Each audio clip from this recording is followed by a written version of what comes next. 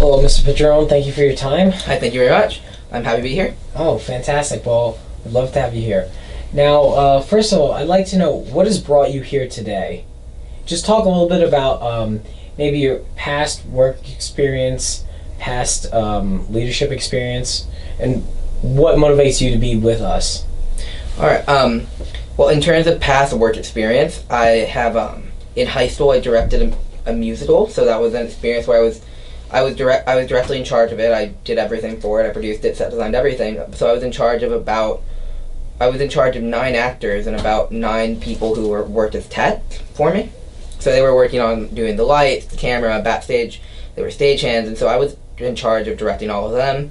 I've also worked at a law firm where I helped. I was in charge of calling clients to tell them it was a casualty law firm specific focused on car crashes.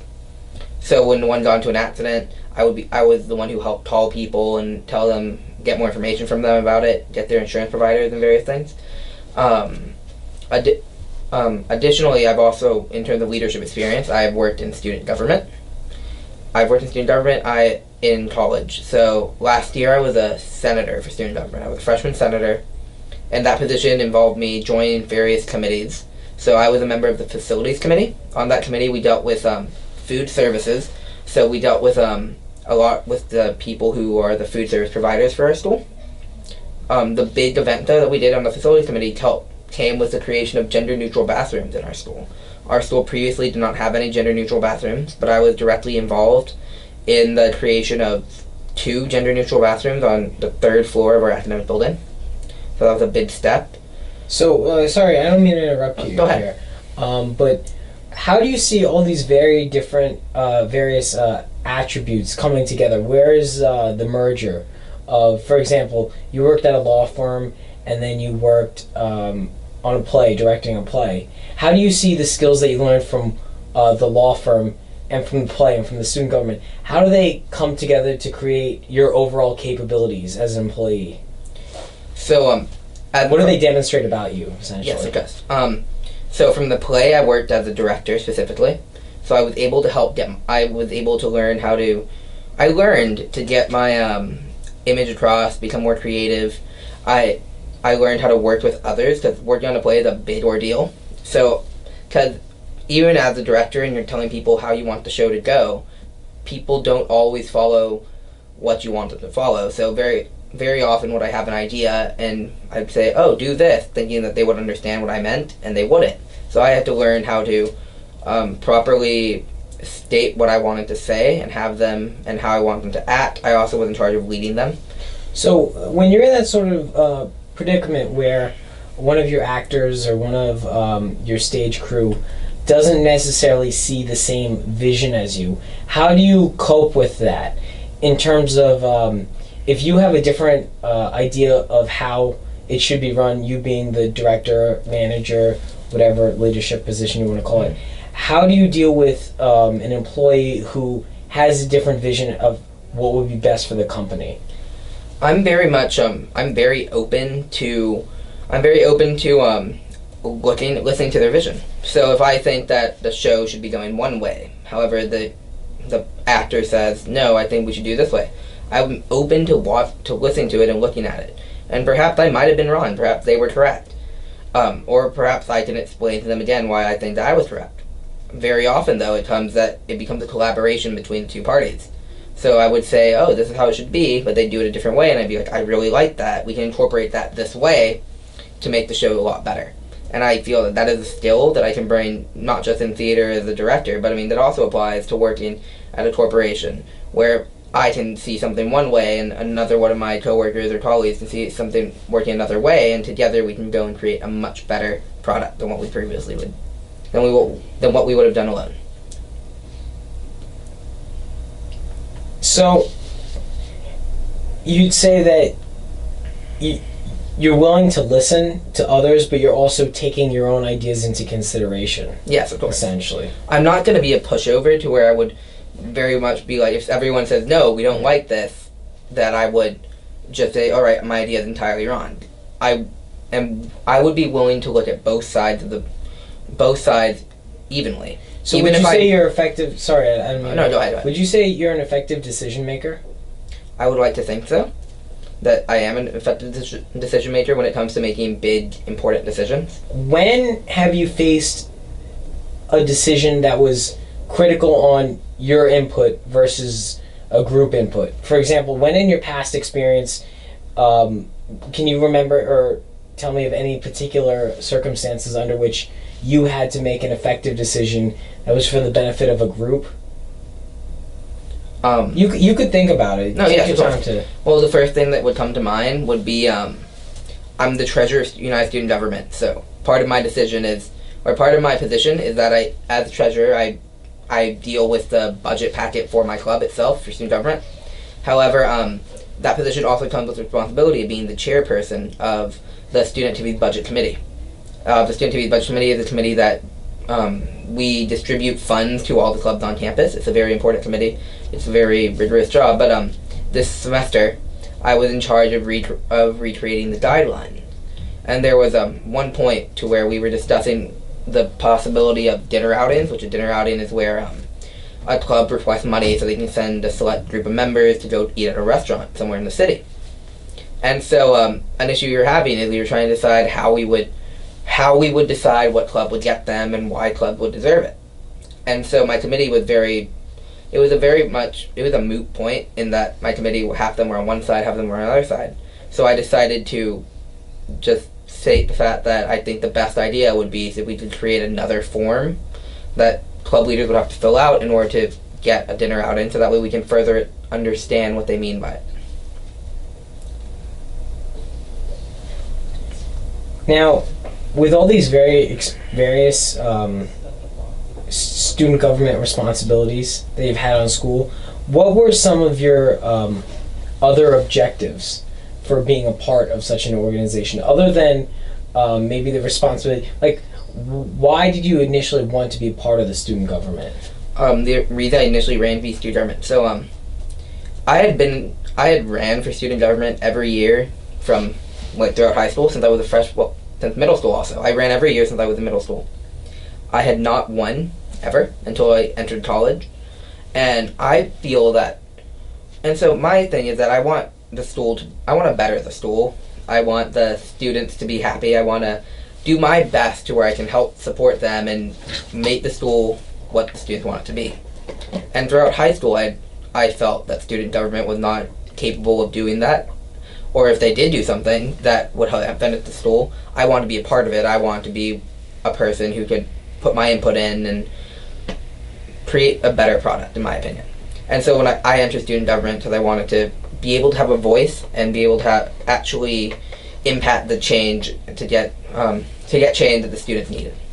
So would you say you can be a hands-on type of person in that you'll get yourself involved if there's a circumstance under which our company would need someone to run things, we could count on you to put you in charge? Yes. I am very much a hands-on person. One example would be back in student government. So I'm in the business program, and the business program is a brand new program, and we on our campus at the school, we do not have a lot of business-related clubs. Currently, we have one business-related club. It is a investment club, and while that club is great and gets a lot of members, I do not believe that having just one club is beneficial for business school. It tends to deter prospective students away who want to come and participate in these club events, because these club events are very important academic and social in the academic and social career of a student. And so I have been directly responsible, or not necessarily responsible, I've been directly involved in helping more clubs get started this semester. So 2 clubs that I've helped start are an investment banking club, where I helped get them situated, I helped walk them through the process, and as well as the consulting club, which is the Club for Business Consulting, which I'm also helping with. And so this is me getting directly involved because I am a part of the business program, and there are not many business students in student government. And although my position itself is not directly responsible for the creation of clubs, that is another position that in student government, I do feel that I have to try my best to help them, so we can benefit the school as a whole. Now, all of these various activities, it seems like there's a lot of commitment that you put yourself towards. How do you effectively manage your time and make sure that you allocate enough of your own resources to each one, respective of how much you owe it? It's a lot of late hours. Starting with student government, I guess. Student government has a lot of very set periods of time that, especially my position, where my position deals with money value, with the money and budgets. So my position has a lot of deadlines I have to meet. It's not as flexible as my position, so I have to know that every Friday I have to meet with my advisor to discuss the budget to discuss the agenda for the next meeting where we will allocate the money. So I do that every Friday. Every other Wednesday when I have a meeting where we do that, and I have to allocate a certain amount of time, regardless how long the meeting lasts. For the meeting to last anywhere from 2:30 to 3:45 from 2:30 to 8 at night. And so, and then on Monday nights, I also have a meeting where I have to meet with the rest of the student government representatives, and we discuss that, and we discuss the affairs happening within the school. And on Thursdays, I meet with the General Assembly of Student Government. And so then, in addition, I have my classes, which are also interspersed between all of my meetings, and then night is when I do most of my homework, because my daytime is busy with meetings, classes, and various other activities. And so I do keep busy. I do try my best to allocate enough time for every event.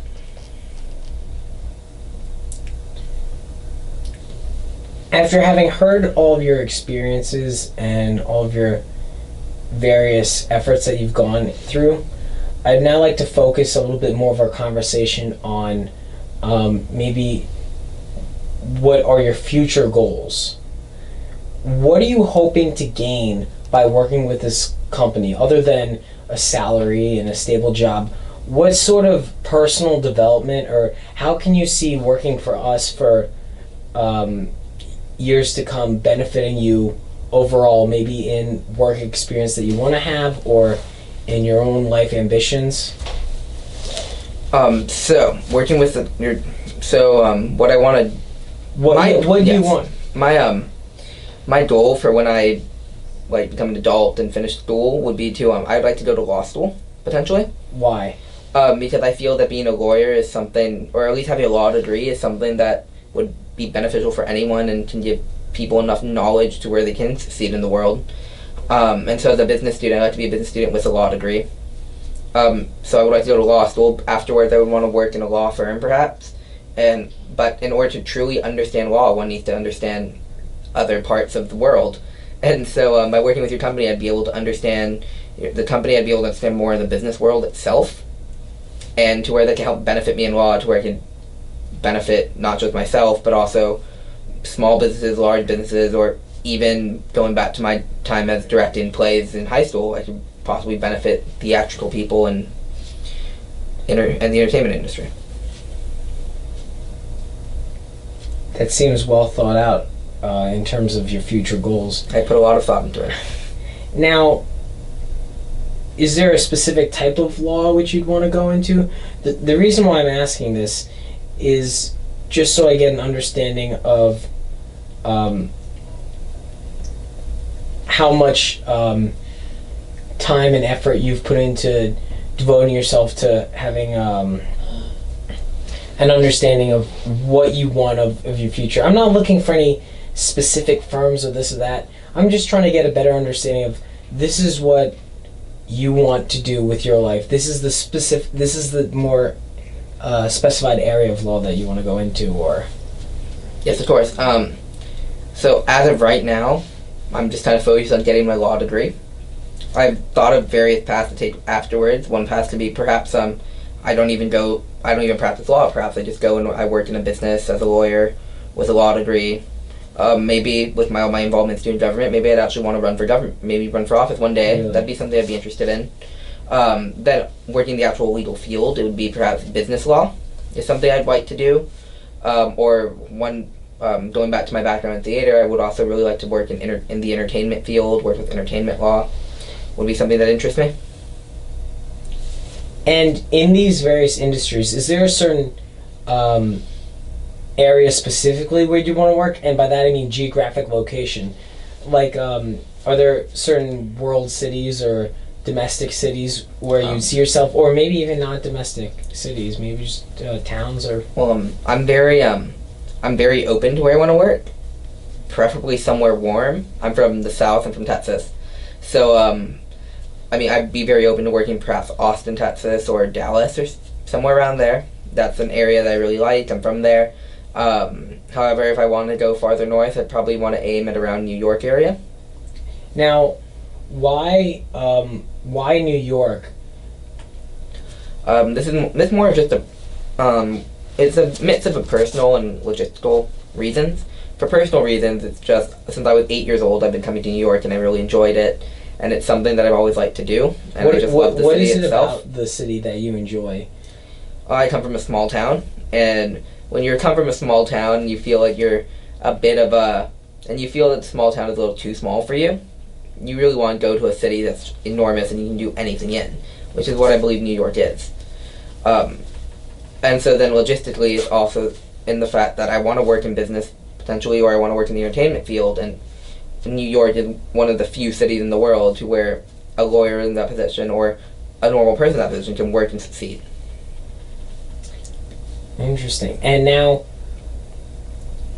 comparing New York to what goals would you want to see for yourself if you were to live in Dallas or Austin? I don't understand the question. Fair enough. Let me rephrase it. Like, those sound like a lot of good factors that draw you to New York. What would draw you to Dallas or Austin other than the fact that it's where you're from? That is definitely one of the main factors, it being closer to home. I do also like the weather personally, more so than it would in New York where it snows, or in Austin, Dallas, it is warmer. But Austin specifically is becoming a bigger hub for people. It is it is the fastest, or one of the fastest, not the fastest growing city in the nation. Many people are moving there.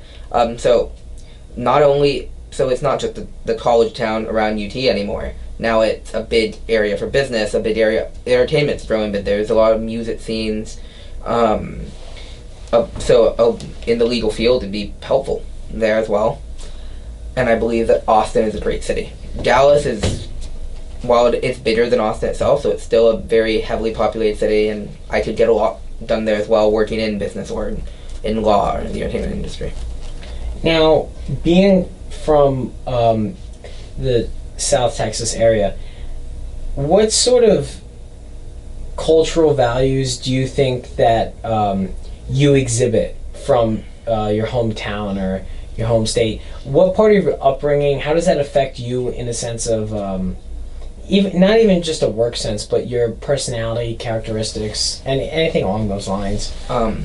Just trying to get a better understanding of where you come from and how your environment influences who you are, essentially. Yes, of course. So coming from Texas, we're a very warm state in that we're very courteous, we're very nice. People tend to think we're loud and belligerent, and while that can be the case, it's not necessarily true. We're very much the people who would open a door for a person and hold the door open for them, or we'll we'll hold the door for a person. We're very nice people, we're very hospitable people. And so I like to think that I am a happy person, a nice person when working which is what I grew up around in Texas. We're very sociable people as well. And especially me, where I come from South Texas, we're predominantly Hispanic culture, specifically Mexican. Mexican culture revolves a lot around social interactions and being friendly and very open to people. And we're very understanding. So I feel that would help me in a work environment. So you think you're a people person, or would you say you're good around people? I would like to think so, yes. What sort of characteristics make you stand out from someone who would maybe define themselves as not the most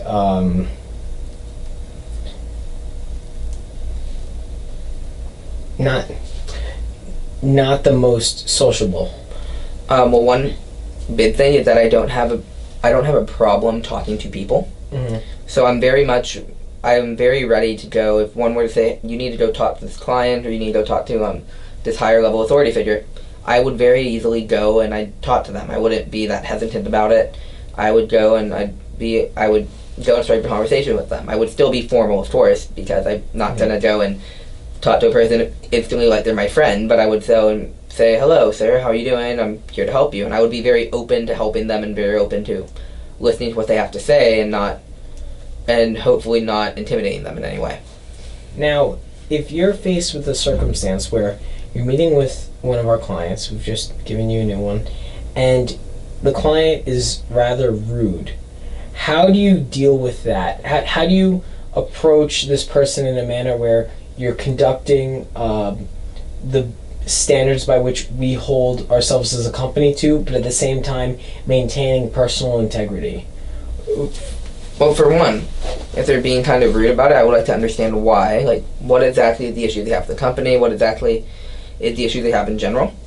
So, for example, if it's an issue with one of our products or something, I would understand them and I would try and walk them through step by step in a way to where it could calm them down and perhaps they would get a better understanding of the product itself or our service. So now, we as a company, we're a global organization, and we send clients to different parts of the world. We have this program where we'll take, it'll be a 1 month period by which we'll send our new clients together with some of our associates. So they'll go through one of our facilities, explore around, and also be able to conduct a little bit more of an open-ended negotiation session. If we were to have you come on our company, where could we feel comfortable sending you? I would feel comfortable being sent anywhere. I'm again, while I am a very open and very warm and comforting person in my opinion, I do acknowledge the fact that other cultures aren't necessarily that way. There are many cultures where they're very quick to just like be much more introverted, and I'm very open to that and understanding to where I would not go and try to hide someone from a country where they're very closed off. I'm very open to that, and I would be willing to adapt myself to that situation. So you think you're an adaptable person? Yes. Say one of our products now changes because of a new advancement in one of our machinery or something along those lines, and now your old clients are calling to complain because they're getting cheaper prices elsewhere from other competitors. How do you deal with that change in the market? How do you convince your clients to stay with our company? I would try to explain to them the benefits that our change in the product has. Yes, the product may be more expensive. However, does that mean the quality is better? If the quality is better, then I would try and explain to the clients that by changing this product, although it does become slightly more expensive, the product itself has much higher quality. Or perhaps focus more on the business itself and how our business is a much stronger business than a competitor. So would you say you could be a bit of a logistics person from time to time, or you just have would you just say you can be logistical, or? I can, yes. I'm very much, I can be a logistical person. I do have a logical train of thinking. So I like to think of the ways in which how things happen. So if I think like, oh, we want this to happen, all right, well, can this happen feasibly? Could we logistically let this happen? If we do this, how will this affect the company?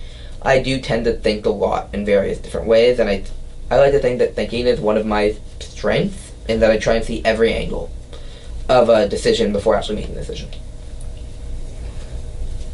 That is very imperative, especially for this position.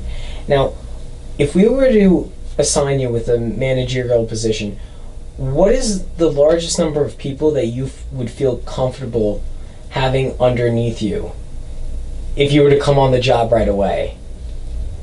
It doesn't have to be specific, but I'm talking in a ballpark of maybe 10 or less, 30 or less, or around 40 or 50 associates. Personally? Yeah. Yes. I'm not I have not been in charge of more than about 20-ish people, but I think I would be able to do a good job regardless of the amount of people. To being a leader doesn't mean that if you're a good leader, you're not just going to be a good leader for 4 people. You would be a good leader from 4 people to as many as you need to be in order to get the job done. All right, and now if you have associates underneath you, how do you, as a manager, establish a good relationship with those people? In terms of how do you come to understand each of them, who they are, what would you do to try and reach out and make sure that you have a good relationship with your other associates? Like, I mean, would you go to certain events, or would you maybe take them out, go out to dinner with them, or is there any sort of way in which you feel would be applicable? Yes, of course. I'd be very friendly with them as well. I mean, I would be very pro going out and having lunches or dinners with them. If that would make them more comfortable around me, I would be fine with that, because I would like everyone to be comfortable around me. I also like to be comfortable around everyone else.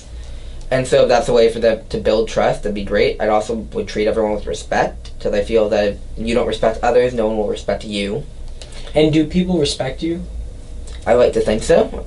Well, what do you think it is that what characteristics do you exhibit that you believe causes people to respect you? The biggest thing comes with just having trustworthiness. If I were to go around and, for example, my position as treasurer of student government, if I were to go around and just not and be inappropriate when it comes to dealing with the budgets for clubs, people would lose respect for me because I wouldn't be trustworthy with their money or various other things. I like to think that I am trustworthy with their ideas. I listen to everything that people say, and I communicate these ideas to people above me, such as the president or our advisor.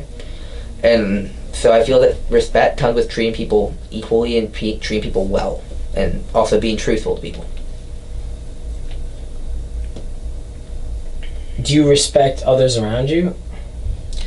I like to respect everyone to the best of my ability. And what values do you consider personally when you're thinking about how you respect other people? What qualities do you look for when you're just in any interaction that deems you to respect them?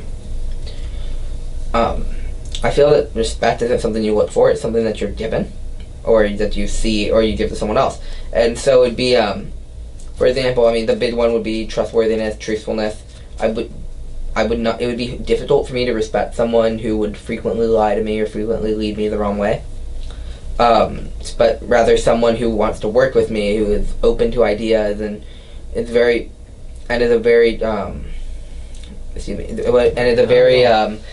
very truthful person, would be someone that I would respect more. Someone who is truthful, someone who's very courteous, conscientious about just everything, and isn't really looking out for themselves as much as looking out for the benefits of others. Okay, so now you've answered a bunch of my tough questions, and the reason why I'm asking you some of these very particular, specific questions is not so much the actual answers themselves, but more of how you respond to those quick moment decisions when something comes up and there's a challenge, and how you're going to face that. But now that we kind of went over basics of the logistics of what I'm trying to get out of this interview, I just want to have an understanding more about you, Alec the person, as opposed to Alec the career. You said you were in a play, right? You were a director? Yes, I worked as a director on a musical. So, are musicals your passion? Or are you passionate about them, or? I would say, I'm not sure if I see myself actually working in the industry one day. Musicals and theater itself is definitely something that I really enjoy. I try to keep myself involved as I can in that. I'm not much of an actor. I do direct now and again, but it's really hard to be able to direct various things because, at least in school, in order to direct, you have to be a theater major and dedicate your academic career to theater, which I haven't done because I'm a business major. But what I do try my best is I got into improvisational theater. Really? Yes. What is that about? So improvisational theater is where a group of improvisers go and they create an original work of art that is only shown one time, an original show based on a one-word suggestion or a phrase or something from the audience. And so I started taking classes at the Upright Citizens Brigade, which is one of the most well-known improvisational comedy training centers in the nation. And so I take classes there, and I'm currently taking the second level course out of a 4-level program in order to learn how to improvise better. And I do this for multiple reasons. One reason is that I love comedy, I love theater, and I feel that this is a great way to integrate that into my life. And another reason is that I believe that improvisational skills are skills that anyone can use. So if you're in the business world, you need to be able to think on your feet, to answer questions, and same as in the legal field, which is a field I don't want to work in, where if I'm in a trial, I might get blindsided by a question I don't know the answer to. And being able to think on my feet and think quickly is something that would be beneficial to help me in these situations, which is where I think improvisational training helps out. I agree with that. That was part of the reasoning behind my previous questions, is to try and throw you off and see how you might react to different circumstances. But how do you try and incorporate these passions into like your daily life? Do you go to plays, or do you read up on musical literature, or is there... I do try to go to plays now and again. I mean, I don't get to go as often as I would like to, but for like one thing I do go to is my school has plays now and again, such as they have studio shows and they have their main stage productions. I try and see those as often as I can. Recently, last week, I got to see a musical. That was nice. It was on Broadway. That was fun to go to. So I try my best to get around to watching all these shows. I occasionally go to improvisational comedy shows, to where I go and watch people who are much more skilled and advanced than I am in improv perform, and that's always fun. So what do you enjoy when you see... Because I have somewhat of an understanding of the ambiance of what musicals like, but I personally don't have any experience going to an improvisational show. What do you enjoy when you see these high-level actors at these improv shows? Well, improv shows are generally more about they're comedy shows, essentially. And so a comedy show does the best that it can do to make people laugh, I guess. And so, for example, you're watching a stand-up comic, they're telling jokes about their life, about things they observe, and people laugh at it because people understand it, people have experienced similar situations, or they can understand the experience behind it. And so with improvisational theater, you're given a suggestion. And sometimes the suggestion can lead to an entirely ridiculous concept, but also sometimes it can lead to something that is very much relevant, because all of these improvisers, they're playing to the top of their intelligence, which is a term we use at the Upright Citizens Brigade about improvisation, which is where they're using what they know, and what they know is oftentimes what the audience knows to create their show. And so they create a show is one, comedic, and is fun to watch. And it's also really interesting to watch them because they tend to, since this is all coming off the top of their head, it's very interesting watching people who at one point were like myself, and to where now they're able to create stories. And so you could see a progression, yes, almost, or interesting stuff. Mm-hmm. Interesting. Now, when you're not going to musical or improv, how else do you like to spend your free time? I spend a lot of time with my friends at school. I tend to hang out with a very large group of friends. I live with 5 other boys, and then I also have another apartment where I have 5 other guys in my group. 5, and then there's also some girls in my group as well. We like to hang out. We go to a park occasionally. We explore Manhattan. That's always fun. So, maybe I'd be interested to hear a little bit about this group dynamics a little bit, just to get a better understanding of how you work in a big group environment. In terms of, what would you say is your role amongst your friends? Well, one thing I like to think of is that I like to think that I'm the person who brought my group of friends together. Because at least at the beginning, when our group first formed, I was individually friends with various people. And then one point I'm like, hey, why don't we all just hang out? And so that is how our group originally started. I like to think that at times they can lead the group around, but I don't want to take complete control of it, because then that's not fun for anyone. And so I try my best to all right, hey, here's this activity that I think is fun. We should all go and attend this. We should all do this. It'll be fun.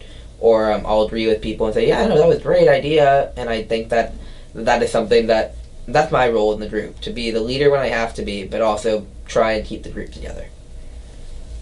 Now, you also said, when I was hearing your response, you were talking about you live with 5 other boys.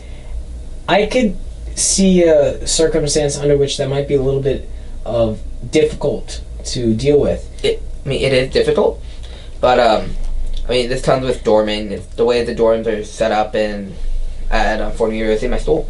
And it is difficult, but I do feel that, we do all get along well. We're all friends. We were friends beforehand, and so it is definitely easier to get along well with each other. We do have disagreements now and again, but we are very open to talking about it, and we're working out the disagreements in order to. How do you work out these disagreements? The most common way that we do it is we try and all talk about it and express both sides of the scenario. So if one person wants to go to sleep earlier and the other people want to stay up a little later, we talk about it and we try and find a medium that both parties can agree to. The reason that I'm asking about your personal life is just because these are all experiences that, when working for a company, you're going to have to be dealing with people, and the way you deal with the people around you says a lot about how you're going to be dealing with the people who you're working with. Yes, of course. Would you say you're a good roommate? I like to think so. Me and my roommate get along very well.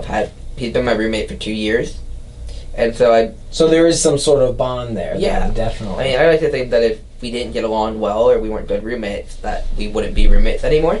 Oh, naturally. And so that's one.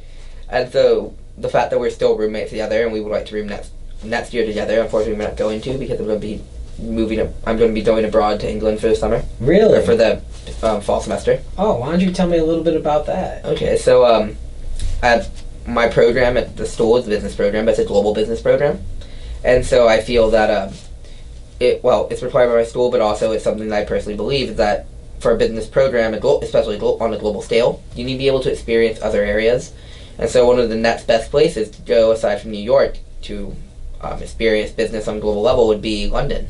So I'm going to go to London for a semester to learn about it. I plan on possibly getting internships there and learning more.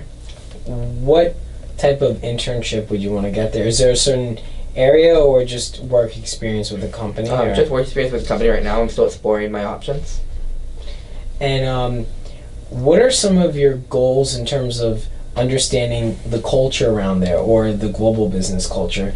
Do you just want to get a better feel of how to operate on an international level, or is there a particular reason why you chose London other than I chose London again because it's one of the biggest business hubs in the nation, or not nation, the world, excuse me.